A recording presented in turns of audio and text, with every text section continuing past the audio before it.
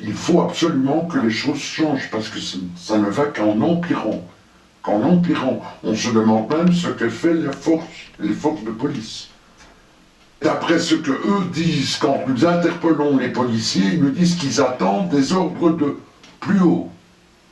Mais qu'est-ce qu'ils attendent? On a l'impression maintenant, j'ai parfois l'impression de vivre dans le Bronx. Il n'y a pas un jour où il n'y a pas une bagarre, un risque, une ambulance ou quoi que ce soit, et tout se passe avec les gens d'extérieur. Et rien ne bouge, rien. La rue n'est pas sécurisante, donc au-delà de 20 heures, je ne sors pas en rue. Et même moi, je dois avouer que ces derniers temps, je pense à déménager, à changer de quartier. J'adore ce quartier. Mais ça n'est plus vivable. Attends, si je trouvais mon fichier WhatsApp, ça serait bien. Ben voilà, je l'ai. Hop, ici. Hop.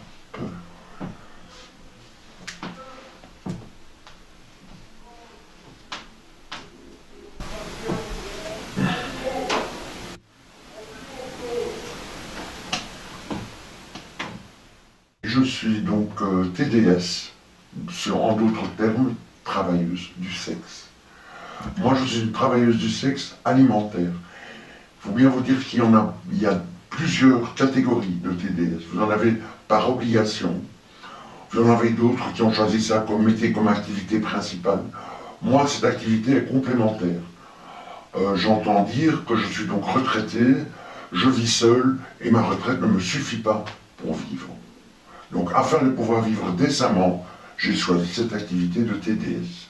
Donc, ce qu'on appelle communément une TDS alimentaire. Il faut vous dire qu'il y a de plus en plus de femmes seules, isolées, et même encore en activité professionnelle, qui sont des TDS alimentaires. J'entends des infirmières, des secrétaires, des vendeuses de magasins qui soit sont à la suite d'un divorce, ont une charge de famille et ne peuvent pas s'en sortir, eh bien elles font cette activité complémentaire de TDS. Les conditions de travail d'une TDS sont des conditions de travail tout à fait ordinaires, normales.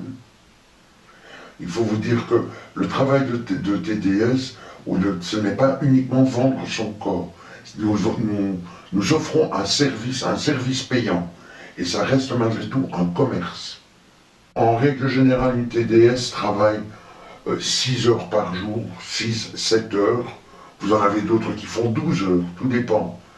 Tout dépend un peu, si vous travaillez comme moi, juste pour survivre, vous en avez d'autres qui sont obligés. Là, c'est autre chose. Vous avez cette TDS-là, elle travaille jusqu'à 12 heures par jour. Combien d'heures je travaille et combien de clients en moyenne? En moyenne, moi j'ai peu de clients.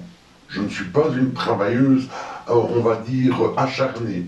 Moi je me contente, comme je vous ai dit, c'est uniquement pour une survie, 3-4 clients. Voilà. Que ressent-on après une journée de travail? De la fatigue. De la fatigue mentale et physique. Il y a deux sortes de fatigue.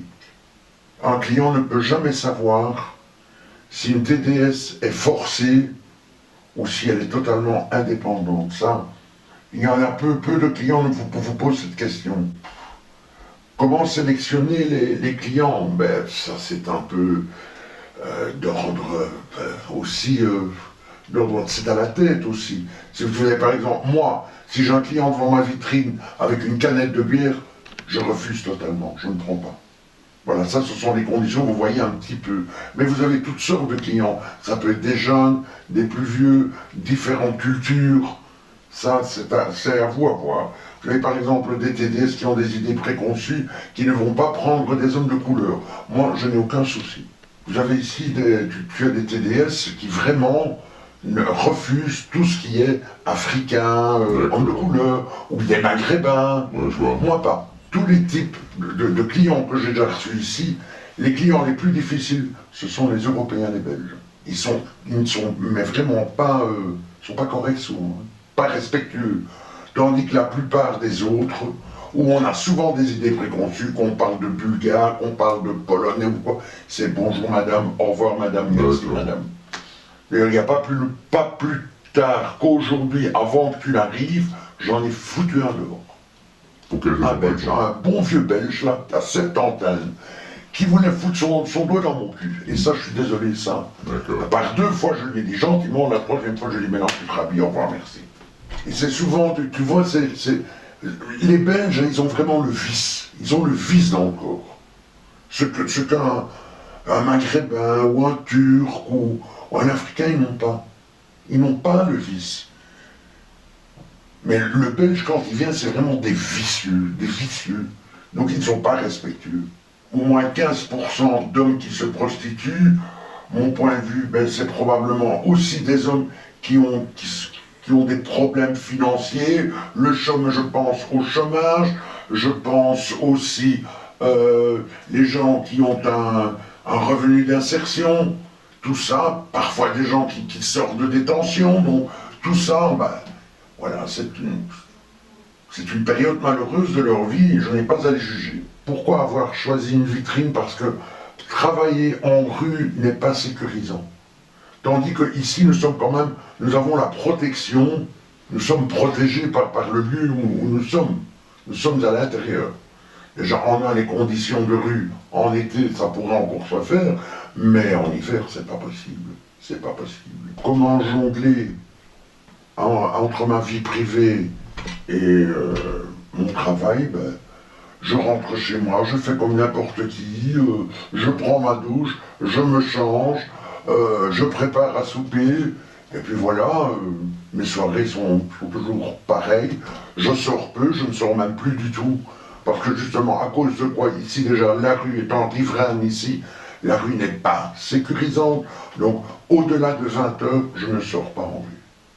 Ma pire expérience, ben, je dois avouer que je n'en ai pas. Je n'ai jamais eu de méchante expérience, jamais. Le tout, c'est ce qu'il faut faire, il faut rester correct avec le client, même s'il n'est pas respectueux avec toi. Et sans être brutal, ni vulgaire, ni quoi que ce soit, lui expliquer que non, c'est pas comme ça que ça se passe. Et que dire que malgré tout, souvent, tu as des clients qui pensent parce qu'ils payent, qu'ils ont le droit de tout. Non, ils n'ont pas le droit de tout. Si tu commences à venir faire ce type de travail et que tu as peur, ça ne le fait pas, il faut pas le faire. Parce qu'il est très important aussi que même psychologiquement tu sois bien, tu sois calme, parce que le client le ressent. La moindre émotion que tu as même interne, le client le ressent, il ne va pas rentrer. Ou alors tu risques d'avoir des problèmes aussi. Donc il faut vraiment faire un vide dans ta tête avant de rentrer ici dans mon bocal, je fais le vide de ma tête, c'est un autre endroit. Une fois que je sors d'ici, je rentre chez moi, je suis une autre personne. La plupart des TDS refusent certaines pratiques. Vous en avez qui vont refuser les sadomaso, vous en avez d'autres qui vont refuser anal, ce qui est le plus souvent le cas. On refuse anal parce que, bon, pour ma part, ça c'est tabou. Pour moi, ça c'est la seule chose qui pour moi est tabou. Parce que dans notre éducation qu'on a eue, et tout le type, on va dire, d'actes sexuels, ne se font pas, ce n'est pas anal, ce n'est pas normal.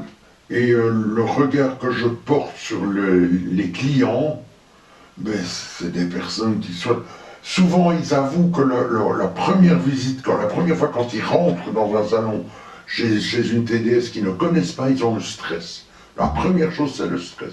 Donc il arrive aussi que parfois ils ont des pannes sexuelles liées au stress. Ou alors, tu en as d'autres, le client rentre, il est stressé, je le déstresse et tout se passe magnifiquement bien. Et après, le gars, il est aux anges. Et c'est ça c'est un client fidèle, c'est un client qui va revenir chez toi. C'est ça. C'est mettre le client en confiance.